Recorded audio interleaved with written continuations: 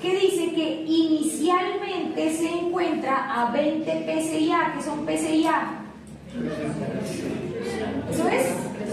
Presión. Entonces dice que está a una presión inicial, es decir, que hay más de un estado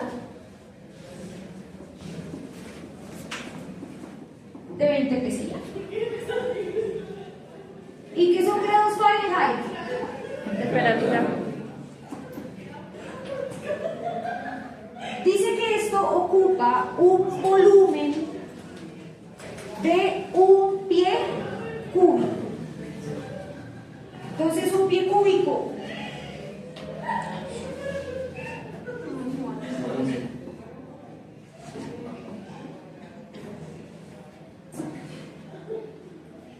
dice que se encuentra en un contenedor rígido. Si se encuentra en un contenedor rígido, ¿el volumen cambiará? No. ¿Y cómo lo esquematizamos? A través de un cuadrado bien hecho. Por tanto, este es constante. Dice que ese contenedor rígido está provisto de una rueda de paletas para agitación. Es decir, que en algún punto va a tener un sistema que va a agitar ese sistema a una velocidad angular determinada, y dice que esa belleza le cede, es decir, aquí entra trabajo,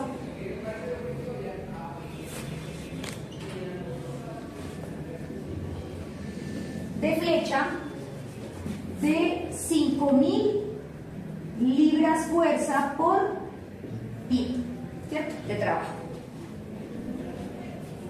sobre el nitrógeno. Y la pregunta es, ¿cuál es la temperatura final? Es decir, que esto simplemente me va a preguntar este día. Ya sabemos que el volumen no cambia. ¿La presión cambia o no cambia? Tiene que cambiar, ¿cierto? La temperatura te divide con la presión. Entonces, al cambiar la temperatura, cambia la presión cuando estamos en un volumen constante. Nosotros acabamos a suponer que el gas es 100% ideal, es decir, que no vamos a hacer análisis de Z para evaluar su idealidad, sino que vamos a suponer que el gas es 100% ideal. Entonces, así las cosas, vamos a tener en cuenta que el nitrógeno es un gas ideal y por tanto nuestro sistema termodinámico es de gas ideal. Y si es un gas ideal, ¿cuál es la ecuación que correlaciona presión, temperatura y volumen total?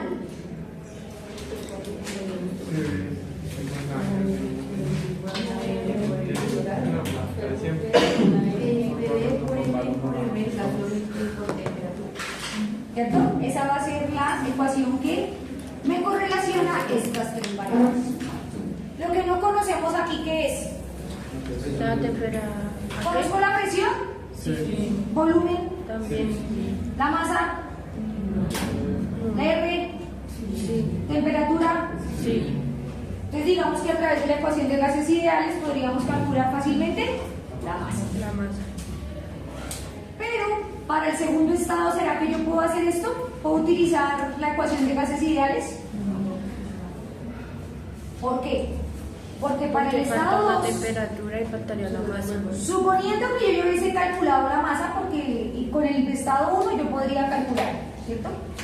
Pero del estado 2 yo no conozco ni la presión ni la temperatura. Es decir, que no puedo utilizar la ecuación de gases ideales para poder calcular. Pero nos hablan de trabajo. Vamos a trabajarlo como si fuera un sistema aislado.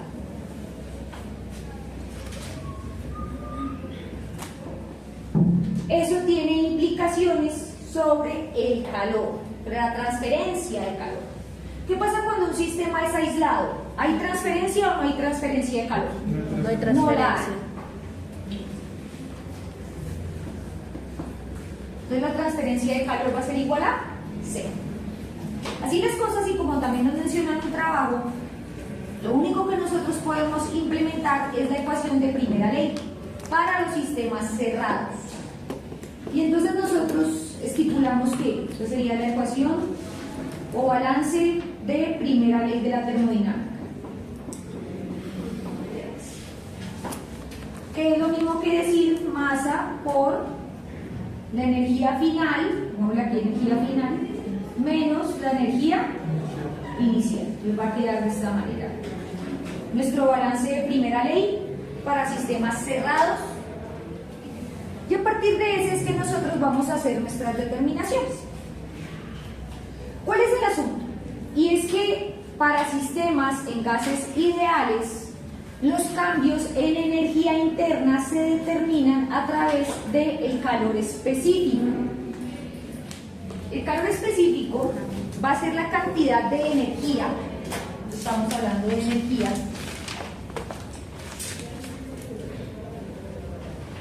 que se requiere para calentar en 1 grado 1 gramo de agua.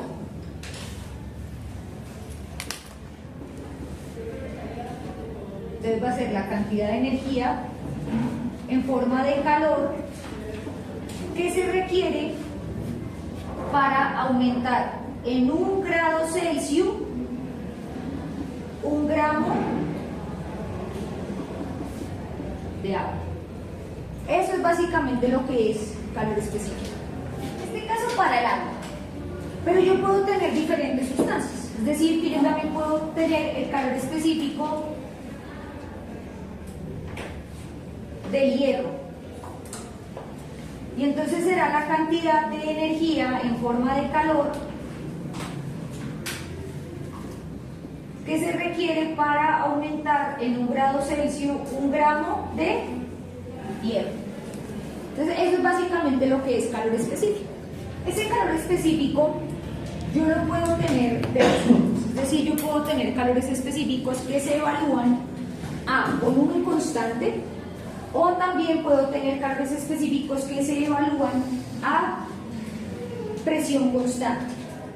Calor específico a volumen constante. Y este va a ser igual a la derivada parcial de la energía interna con respecto a la derivada parcial de la temperatura, y esto se calculó a volumen constante. Es decir, como determinación se hizo a volumen constante, pero yo puedo utilizar ese dato en cualquier proceso. ¿Sí? En cualquier proceso. Me interesa es como propiedad para poder calcular otra. Y por otro lado tengo el calor específico a presión constante. Y de hecho en todas las determinaciones que tienen que ver con calores de reacción, todo lo que tiene que ver con determinaciones, por ejemplo en balance de materia y energía, en donde ustedes tienen que hacer determinaciones de la cantidad de transferencia de calor en una reacción química, se hace a través del calor específico. Y entonces esta va a estar dada es por la entalpía con respecto a la derivada parcial de la temperatura, y este proceso se analizó a presión constante. Pero lo mismo que les decía, no quiere decir que solamente lo vaya a usar para procesos que sean a presión constante, sino que lo puede usar de manera indiscriminada. ¿Por qué? Porque estas dos bellezas son propiedades independientes del sistema y del proceso.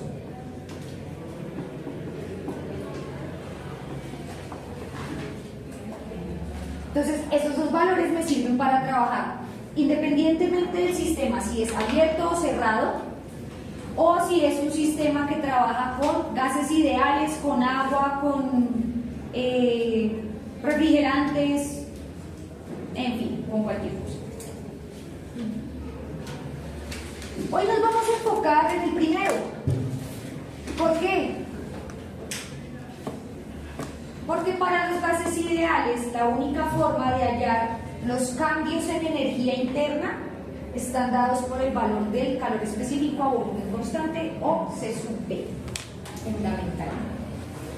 Más adelante, cuando empecemos a trabajar con sistemas abiertos, vamos a comprender un poquito mejor lo que es la entalpía, qué es lo que es a nivel energético, para qué sirve, dónde viene y para dónde va. Y hablaremos en más detalle detalles con respecto al C sub P. Pero ¿por qué son derivadas parciales y no derivadas totales? Dentro del concepto de derivadas parciales, bueno, en general las derivadas, cuando yo voy a sacar la derivada de una función, una de las características es que la función tiene que ser continua. Para yo poder sacar la derivada de una función, mi función tiene que ser continua, particularmente. Pero resulta que tanto la energía interna como la entalpía, así mismo como la temperatura, la presión, el volumen específico, todas ellas son propiedades que no son continuas, sino que en realidad son propiedades de trayectoria, es decir, son propiedades puntitas. Y al ser propiedades punto,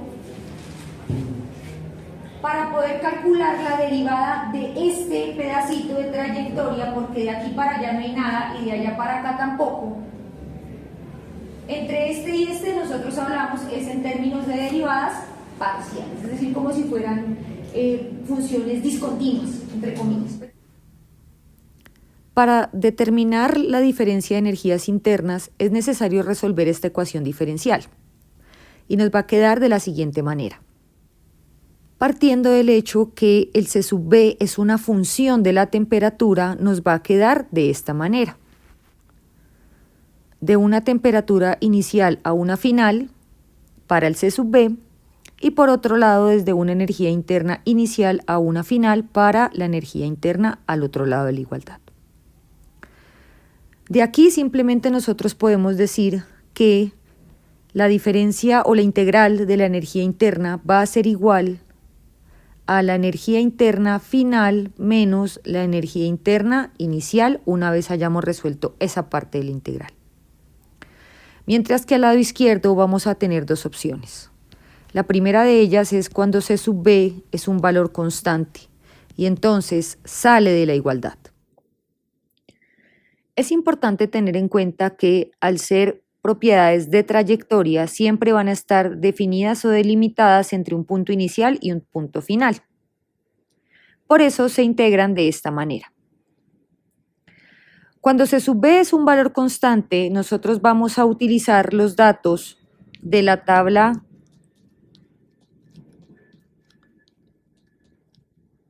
A2A y A2B. En la tabla A2A encontramos los valores de calor específico para gases ideales a 300 Kelvin. Vamos a encontrar, por ejemplo, para el aire, para el dióxido de carbono, para el helio, monóxido, entre otros. Y vamos a encontrar los valores de C sub B y de C sub P también. Se leen de forma directa y no olvidemos cuáles son sus ecuaciones. Si vamos a trabajar en el sistema inglés, recordemos que la tabla será la tabla A2E. Es importante tener en cuenta que el valor de C sub P o de calor específico en general es una propiedad que depende de la temperatura. Y por eso en la tabla A2B vamos a encontrar los valores para diferentes sustancias a diferentes temperaturas. Nosotros podemos utilizar estos valores de manera directa para cálculos en relación a calor específico. Y los implementamos de manera directa en esta ecuación. ¿Qué pasa ahora cuando C sub B ya no es una constante, sino que en realidad es una función de la temperatura como tal? Es el caso que vamos a encontrar en la tabla A2C, en donde el calor específico es una función de la temperatura. En esta tabla vamos a encontrar los valores, pero para el calor específico molar. ¿Cómo lo sabemos? Porque las unidades están en kilomoles. Para poder determinar los valores de C sub B a partir de esta tabla, tenemos que tener en cuenta las correlaciones entre C sub B y C sub P y cómo a partir de C sub P molar podemos hallar C sub P.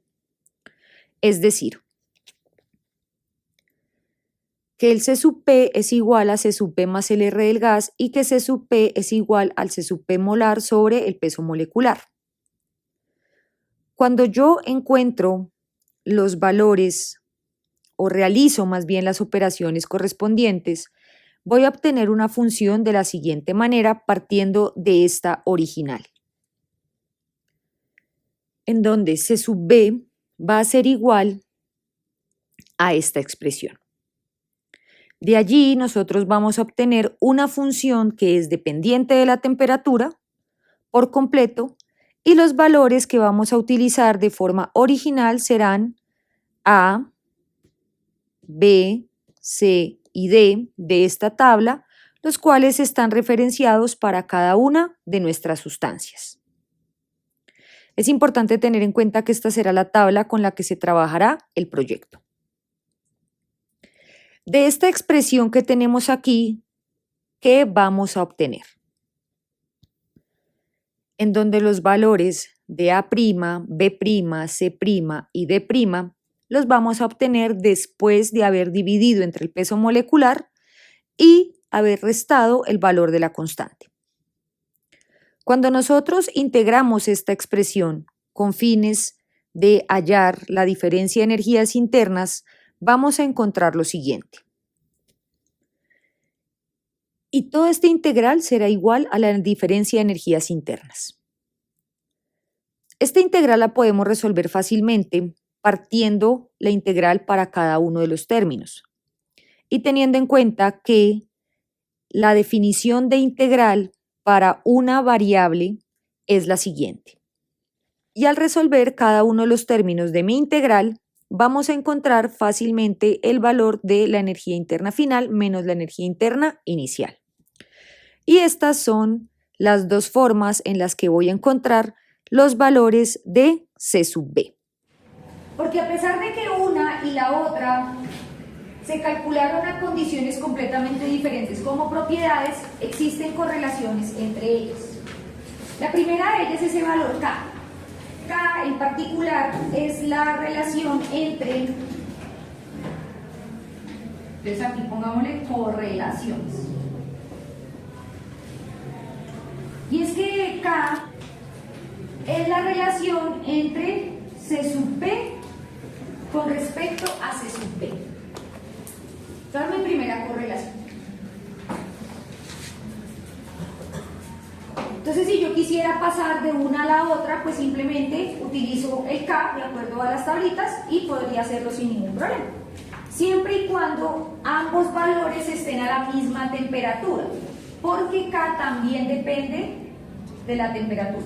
Si ustedes observan aquí en la tabla A2B, van a darse cuenta que aparece para diferentes temperaturas el valor de K también cambia, no es único.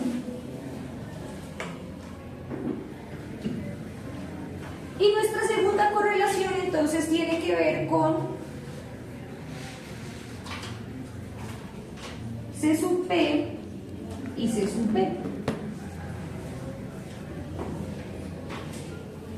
Y es que C sub P es igual a C sub B más la constante de gas. Cambios en energía interna, C sub B. Siempre, para sistemas cerrados, C sub B. Y entonces, ¿cómo me va a quedar mi ecuación de primera ley? Partiendo de esta otra ecuación que vamos a meter dentro del costal de ecuaciones. Ya tenemos la ecuación de gas ideal, tenemos la ecuación de la primera ley de la termodinámica y tenemos la ecuación de energía interna simplificada. Valor promedio entre la temperatura final y la temperatura inicial. Si bien en ocasiones solamente vamos a contar con un único valor de C sub B, porque a veces así lo amerita, es bueno que nosotros seamos rigurosos cuando estemos utilizando estos valores o cuando hagamos estos cálculos. Y en ese orden de ideas siempre vamos a trabajar con el C sub B Promedio. ¿Qué quiere decir promedio? ¿Cómo saco el promedio de algo? Sumar los valores y los dividir por la cantidad de valores. Tal cual. Entonces, sumo los dos valores que tenga y los divido entre 2 y eso es un promedio. Pero entonces, ¿el promedio de cuáles valores? El valor de C sub B a la temperatura final más el valor de C sub B a la temperatura inicial dividido entre 2. Es decir, que cuando yo voy a utilizar valores de C sub B, sí o sí, tengo que trabajar con la tabla A2B. Porque pues allí el valor de C sub B aparece en función de la temperatura, pero más como una tabla. Es decir, que tengo temperaturas y a partir de ahí saco mi valor de C sub B. Sin ningún problema.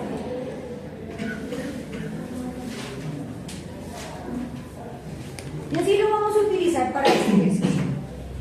Entonces ahí tenemos todas las ecuaciones con las que particularmente trabajamos en sistemas cerrados para gases ideales. Ecuación de gas ideal, ecuación de primera ley, que va a quedar siempre de esta manera.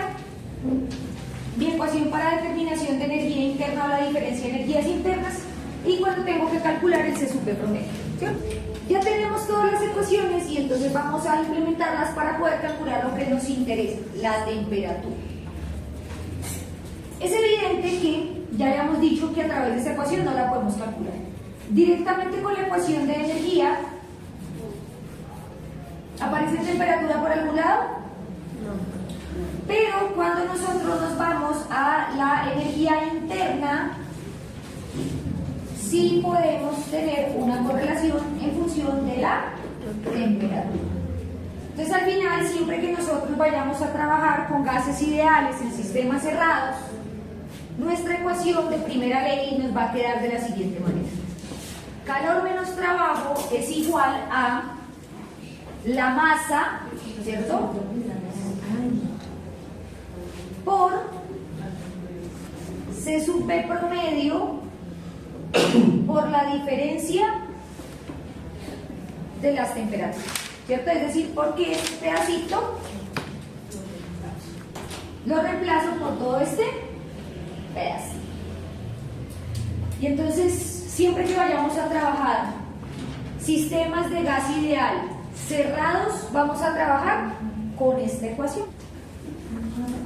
Vamos a reemplazar cosas que conocemos y cosas que no conocemos. Nosotros siempre vamos a arrancar con la ecuación de primera ley.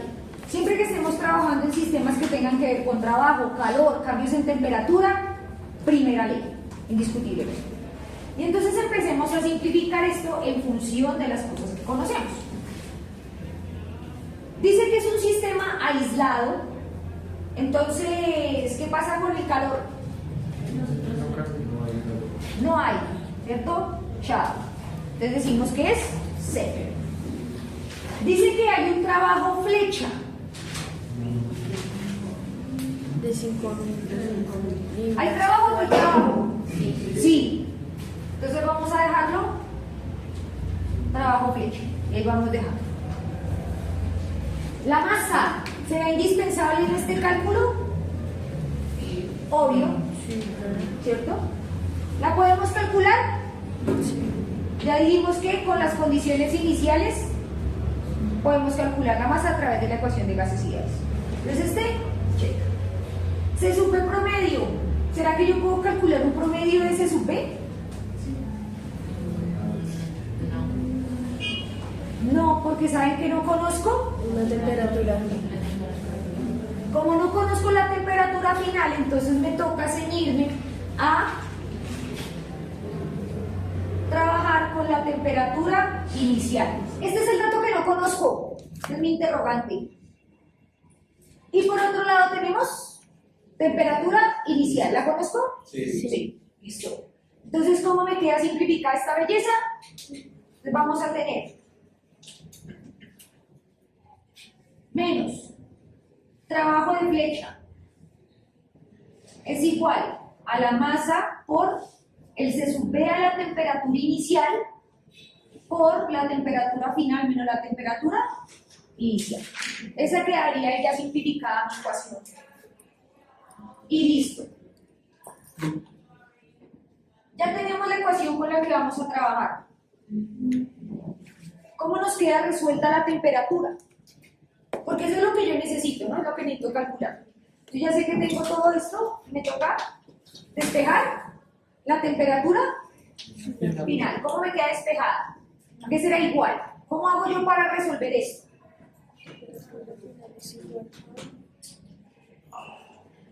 La pregunta del millón. La temperatura tal como está ahí, en esa ecuación, ¿está arriba o abajo? Si lo viéramos como una fracción. ¿Arriba o abajo? Arriba, ¿cierto? Si lo viéramos como una fracción en total, se encuentra arriba. Es decir, que me toca pasarlo al otro lado a dividir. No, yo lo dejo ahí. Siempre que esté arriba como una fracción, lo dejo ahí quietito. Ese es el que voy a dejar quieto. Se queda estático, congelado.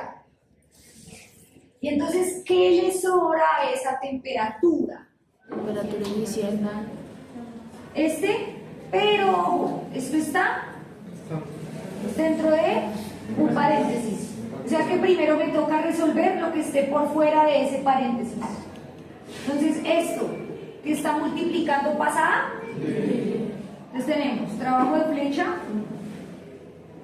dividido entre la masa por el se sub b a la temperatura inicial, y esto es igual a la temperatura final menos la temperatura inicial, porque ya se despeja ahí el paréntesis, ya voy resolviendo. ¿Y ahora qué le sobra? La temperatura inicial. Y esto está pasada. Entonces podemos ponerlo aquí para no volver a escribir todo. Temperatura inicial más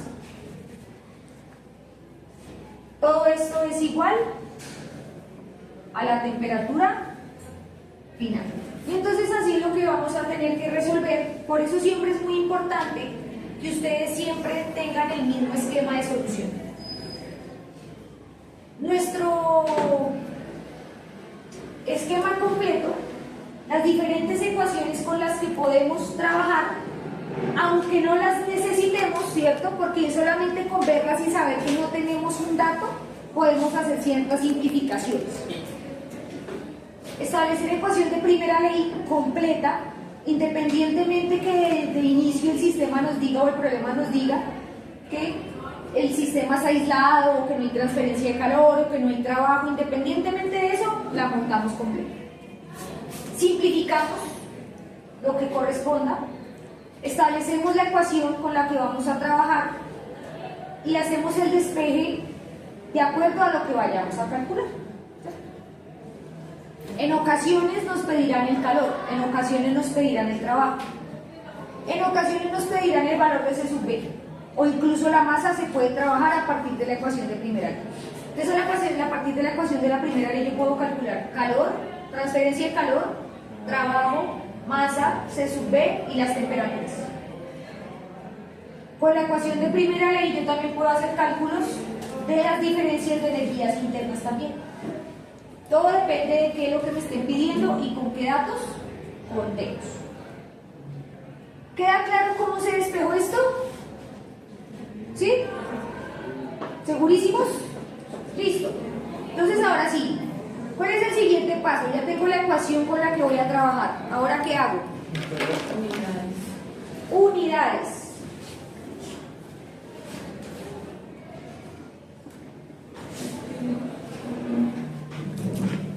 ¿Qué conversiones tengo que hacer acá? Veamos, porque estamos trabajando en qué sistema. Sistema inglés. Sistema inglés.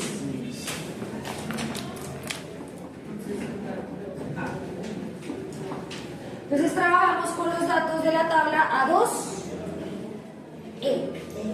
¿cierto? En English. Es decir, que aquí trabajamos con BTU, grado Rankine, libra masa Pie cuadrado. y PCIA y pie cúbico. ¿Por qué? Porque también la R del gas así lo maneja. Listo. PCIA. Bien. Fahrenheit. Toca pasarlo a Rankine. 100 Fahrenheit son 559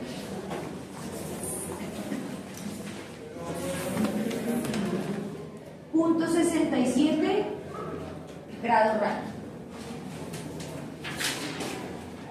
Y ya no tendría que hacer más conversiones porque al final pues, la temperatura 2 va a también ser en grado Rankine. ¿Sí? Vaya a quedar. Ah, bueno, miento remiento. Tengo el trabajo. ¿El trabajo en qué unidades tiene que estar? Si el trabajo es energía. ¿Y la energía cómo la mido en BTU? Y está en el esfuerzo. Y está en libras fuerza por pie cúbico. Por pie. Y Ya dijimos que este valor también es negativo porque está ingresando al sistema. Y tenemos que es igual a menos 6.425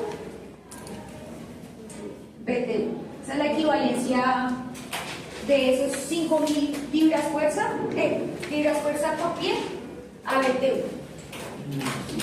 ¿Tenemos que hacer más conversiones? Entonces vamos a resumirlas acá. Tenemos el trabajo flecha, la pasamos a BTU.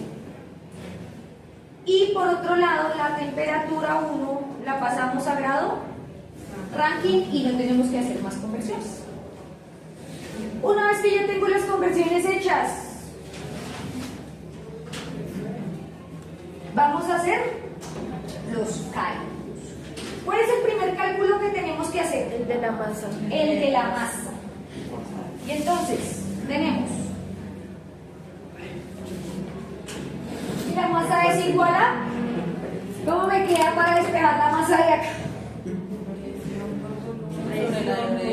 PV dividido en el gas sobre el Entonces tenemos presión 1 por volumen 1 sobre el gas. la constante del gas por la temperatura 1. ¿Eso a qué es igual? 0.969. ¿Y qué le sigue? 0.964777107. O sea, queda 5. Pues como usamos por lo general 3. Ajá, pero como al lado del 4 está el 7, entonces por eso sube. Listo. Y una vez que ya tenemos la masa, entonces ahora sí calculamos la temperatura, porque ya no tenemos que hacer nada más. Entonces, vamos por aquí.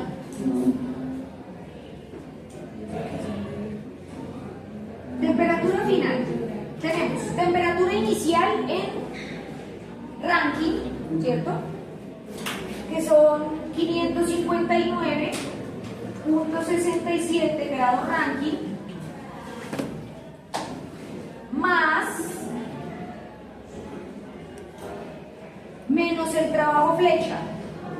Entonces mantenemos ese menos, vamos a borrar por aquí.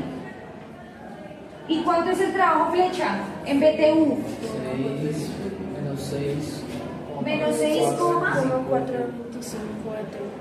425 BTU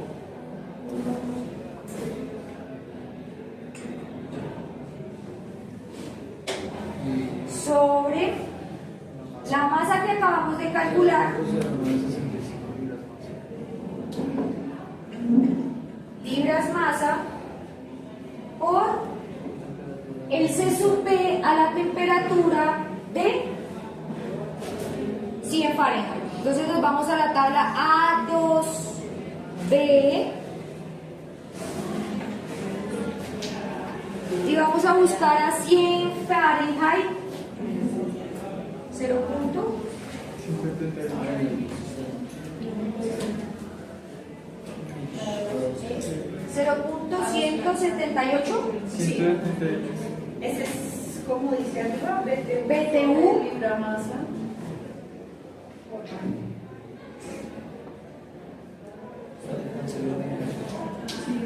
Recordemos que que este valor salió de la tabla A2EB. ¿Cierto? ¿Y cuánto nos da todo eso?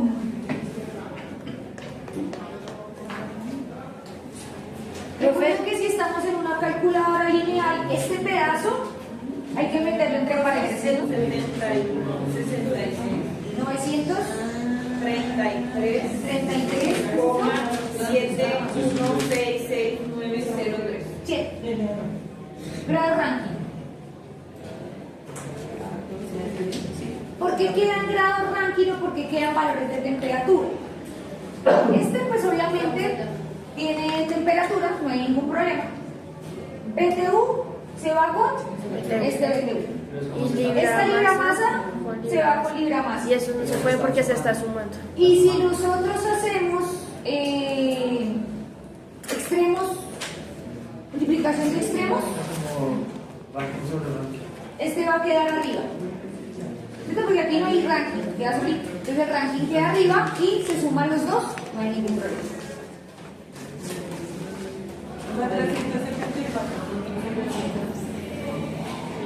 474.05 pare.